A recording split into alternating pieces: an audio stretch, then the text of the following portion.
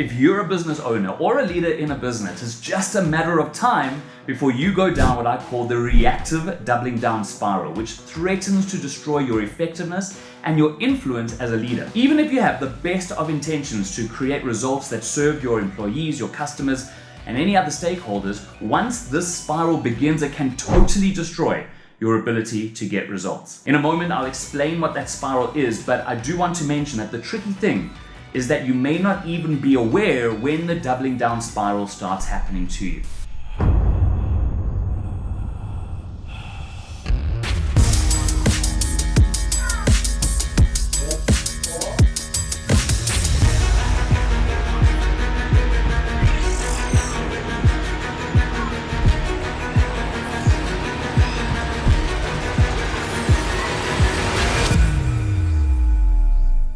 Here are some warning signs that is happening. You feel that the market isn't where it's supposed to be, or has changed quicker than you had expected, or everyone in your team is feeling stressed and anxious. Your decisions don't seem to be creating the outcomes that you had hoped. Your team isn't responding the way that you think that they should, and some of them have even quit. Some of the ones who quit were actually quite smart and have the remaining ones wondering if staying actually makes sense. You lose a competitive battle, you lose a loyal customer, and you're left thinking one of two things. Either, what am I doing wrong? Or you're left feeling as if there are a million things that have just gone wrong all around you, which have worked against you, out of your control. Either way, these are symptoms that you could be going through the reactive leadership doubling down spiral. Do you recognize or relate to any of these things that I've mentioned? If yes, then keep watching, because in this video, I'll share exactly what the reactive doubling down spiral is, how it occurs when we experience change, which is almost always, and how you can avoid it so that you can ensure that your business holds significance today and in the future. Now, when one hears the term a perfect storm, one tends to imagine many different variables that have to all come together in the perfect way to create this destructive power. But when it comes to the destructive loss of your influence and effectiveness as a leader, it actually takes just two conditions to start that havoc. The first is change.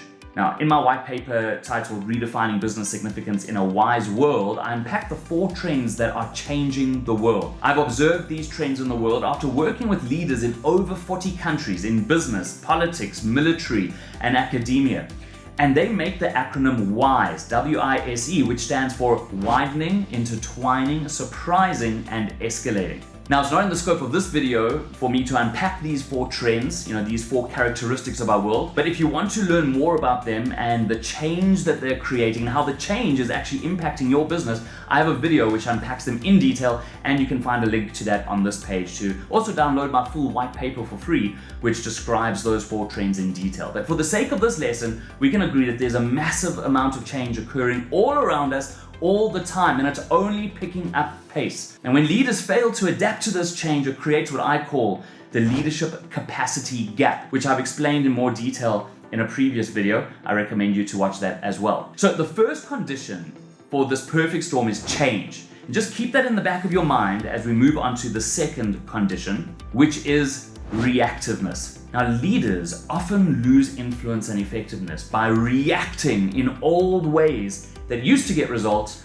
but which are no longer helpful or relevant for moving forward or leveling up themselves, leveling up their team or their business. So what do I mean by reacting? Well, in times of constant change, there's also constant uncertainty. And what do people do when they don't know exactly what to do? When people don't know what to do, they do what they know. I'll say that again. When people don't know what to do, they do what they know. This is what catalyzes the reactivity doubling down spiral. So here's how it all goes down. Well, you as a leader have already reached a certain level of success, right? And so on that journey, on that path, you've learned what you believe to work to get that success. There are certain thoughts or ways of thinking. There are certain ways of approaching things. There are certain emotions that are evoked in types of situations that have served you to be able to reach that success. There are beliefs about yourself or other people, or about how the world works or how business works. And so all of these create emotional and mental reactions in you based on your circumstance and based on what you're trying to achieve, all right? So on your way up to reach initial success, those become your reactions. And they've been fantastic reactions that have helped you along the way. But because we know that there are these trends, these 4 wise trends that are creating constant change in the world, change starts to happen, and then it gets to a certain peak where what you did before, what got you to where you are, is no longer going to get you to where you need to go. It could be a change in the world, it could be a change in your business, a change in the market, it could be so many different things that require you to change as well. But the unfortunate thing is that our reactions are often a blind spot. So what ends up happening is there was a way of reacting to a situation, and I'll give you an example in just a moment, that served you in the past, but is not going to get you to where you want to get to. But when things no longer work anymore, what you start doing is doubling down on whatever those strengths were that got you to where you were in the first place, right? That got you that initial success. But those strengths, because the context has changed, because things around you have changed, and what the world or what the business requires of you has changed, when you double down on what used to be a strength, it actually starts becoming a weakness. It starts making you spiral down. And as you spiral down and things become more stressful and there's more pressure on you, you become even more reactive. And you don't even realize that you are just reacting in ways that you genuinely believe are going to help solve the problem, but it's just making that spiral go down more and more and more. You'll end up losing effectiveness. You'll end up losing your influence and significance as a leader. And hopefully along the way, you'll be able to come across resources like the ones that I'm putting out that are going to help you to move from being reactive to being responsive. And so a part of that, or the very first step of that, is to become mindful, to create an awareness of what your reactive tendencies are. And then by becoming mindful of them, you can catch them happening. You can start to become more responsive, which means that you're able to start choosing your response and growing and changing in a way that the business or the world or the market requires of you as a leader for you to start going on that incline in terms of your next level of success. Let's consider now a real life example. One of my clients, David, which is not his real name, was a leader in a large business in the finance space, and David was extremely talented when it came to working with numbers. Not only in terms of his mathematical abilities, but also his intuition and in being able to spot patterns in the figures, which helped him to find solutions quicker than anyone else in the company. And when there was a complex problem to be solved, Dave would get stuck in and would almost always obsess about the details until he found a solution. This was like his superpower. He was a huge asset to the company. Naturally, he was promoted all along his career path, and at the time that I began working with him, he was already leading a team of people. But David had a problem. The business was growing, which meant more work needed to be done.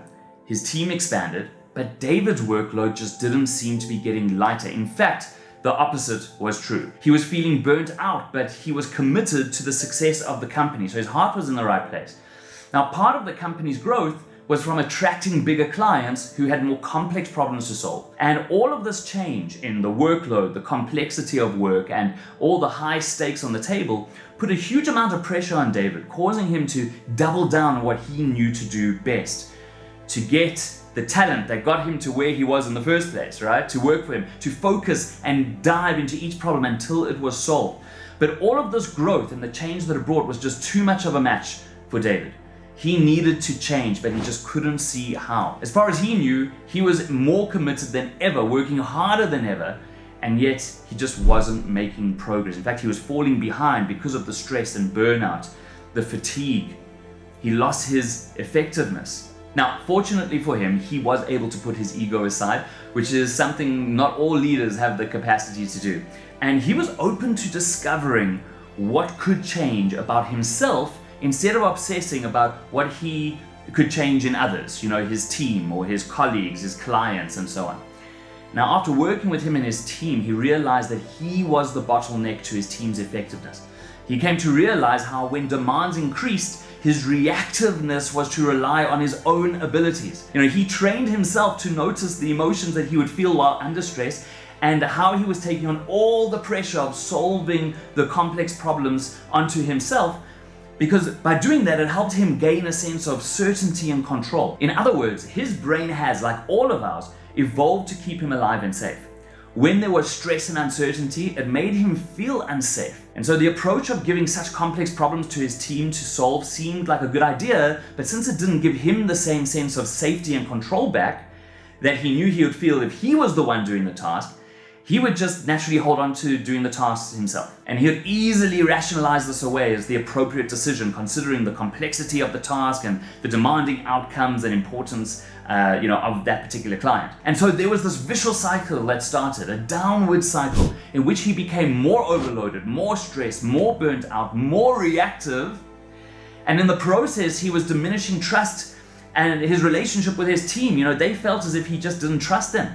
And so they started not to even trust themselves. They become conditioned that everything they did work on, they felt as if they needed him to look over it, just to check if it was okay. And eventually that also caused a dynamic where they weren't fully owning the results of the work that they were doing. The output and results from his team were getting worse and worse and worse. And in turn, this put even more pressure on David and David's relationship with his team, because he felt that they were not fully pulling their weight or taking responsibility. So what did he do? He would double down even more on taking on all the responsibility himself, all the complex stuff himself. But unfortunately, all this was affecting the quality of his work and the quality of his life. Now, thankfully, we caught this reactive doubling down spiral before it was too late. David practiced becoming mindful of his reactiveness so he could observe it happening in real time. And he worked on cultivating the skill of being responsive, that is, intervening with himself in those moments that he caught himself repeating this pattern. This also led him to recognize the areas of leadership that he could improve to gain more effective influence with his team in a way that helped them grow their competencies and their capacity too. Now today, they're one of the most effective teams in the organization under David's leadership. Now this all makes sense when I describe the dynamics of the situation with the clarity of analysis and hindsight, right? But the tricky part of leaders and teams going through this is that leaders in the reactive doubling down spiral are trying exceptionally hard to serve the company, but are totally unaware of how a reactiveness that was once a strength has become a weakness and has initiated a perfect storm. Viktor Frankl, who's a psychologist, neurologist, and survivor of the Holocaust, who wrote the bestseller Man's Search for Meaning, has a powerful quote that I love. It goes like this: between stimulus and response, there's a space. In that space is our power to choose our response, and in our response lies our growth and our freedom. So responsiveness is when a leader, through a new type of self-awareness, is able to intervene with him or herself in that space before their reactiveness undermines their influence and effectiveness. Not only theirs, by the way, but also the average or collective influence and effectiveness of the entire team. The skill of mindfulness and self-influence literally helps you to observe the ways in which you're reacting, often in unconscious, self-defeating ways, even with the best intentions. And it helps you to choose a more effective response that breaks that cycle. This is a skill that literally helps you to break the downward spiral and creates the opportunity to regain influence and reestablish significance. It's really no mistake, guys, why Harvard, Oxford, Cambridge, Stanford, and other top academic institutions have dedicated research facilities studying ways to optimize the brain and influence mindfulness. This research is applied in their leadership programs. Look at companies like Apple, Google, Nike, AOL, Time Warner, McKinsey & Co., Yahoo, Deutsche Bank, Procter & Gamble, HBO. They've all hired heads of mindfulness to help teams thrive and to help leaders to influence their teams more effectively. Or consider General Mills, the food company behind products like Old El Paso and Haagen-Dazs ice cream and Cheerios. They found that 80% of senior executives reported that they had improved their decision-making process after an internal mindfulness program, and 89% said that they had become better listeners too. And so it's no coincidence that subsequent to them putting in this mindfulness program, Leadership Excellence magazine ranked General Mills the best for developing leaders, up from 14th place the prior year before that program. So the mandatory condition for becoming a responsive leader and to avoid or break the pattern of the inevitable reactive doubling down spiral is one of mindfulness and self-influence. And so that's why self-influence is one of the 3 parts in my significant influence model, which helps you to create and retain significance in a changing world. And if you're not familiar with my significant influence model, or SIM for short, I explain it in my white paper, and I also have a video explaining it as well, and so links to those resources will be on this page. In our WISE world, which is widening, intertwining, surprising, and escalating, leaders need to be able to adapt to and leverage the escalating changes around them if they want to avoid becoming victim to this leadership reactive doubling down spiral. Think of it this way. Your business ultimately grows by holding significance in the lives of the people it employs, the markets it serves, and the causes that it supports. And without gaining and retaining significance, companies are either disrupted, replaced, or literally simply cease to matter over time. And I'm assuming you don't want that. As a business owner and leader, it's almost impossible to build a business that holds significance if you're in the reactive leadership mode. So instead, you want to develop yourself as a responsive leader. So what should you do next? Well, firstly, to start, you can share this video with your colleagues and discuss the ways in which you and your leaders might engage in or might be engaging in reactive behavior. In other words, ask yourself the question, what are the types of leadership thinking and behavior that got us to where we are today, but will not necessarily get us to where we need to go next, especially considering the changes all around us every day as a result of the world widening, intertwining, surprising, and escalating. Now, usually our reactivity is a blind spot. So, it may take some personal work to uncover the unconscious ways of thinking and behavior that you have. Taking a fleeting moment to ponder this may be a start, but likely isn't enough to create any change. It's more of a commitment to develop real mindfulness so you can observe your reactivity when and as it happens. That's what creates the change. So make a commitment to do that work for yourself because it's necessary if you want to survive the escalating change that you and all business owners are experiencing. Now, I have online programs that can help with this, and on this page I'll also include information on how I can personally work with you and your team to identify and break any downward leadership reactivity spirals and to develop a more powerful, responsive form of leadership, of course, if that's something that you want to look into. And on this page, I'll also include links to additional resources, videos like this. And for example, my next video I'm releasing will be a deep dive on one of the 4 wise trends, namely the trend that we're seeing of the world widening, and how this trend is resulting in your competition widening too. So we'll be looking at how to adapt to and leverage that trend, and I'll be sharing some examples and case studies too. So if you want to avoid being surprised by disruptive competition in our widening world, make sure to watch that next video as well. If you found this video helpful, then don't leave before subscribing so I can continue to serve you with more. And I invite you to find me on your favorite social media platform and connect with me there in the comment section on any one of my daily pieces of material that I post. I would love to connect with you. Thank you for your interest in leadership and influence and wanting to remain significant. From me, Gilan, your coach and friend, I'll see you soon.